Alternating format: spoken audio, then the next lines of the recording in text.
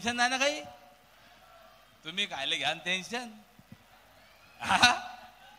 सुधीर भाऊच्या जिल्ह्यात आहे, तुम्ही कायले घ्याल टेन्शन? टेन्शन आम्हाला येऊन राहिलं तिकडे. म्हणजे कसं रडायचं असं का? बस, लहान लेकर चॉकलेट साठी रडतात तसं नाही आहे. रडून घे, पायकून घे. आता मी शिकवतो तुला. ओके. स्त्रियांच्या रडण्याचे 3 प्रकार आहेत.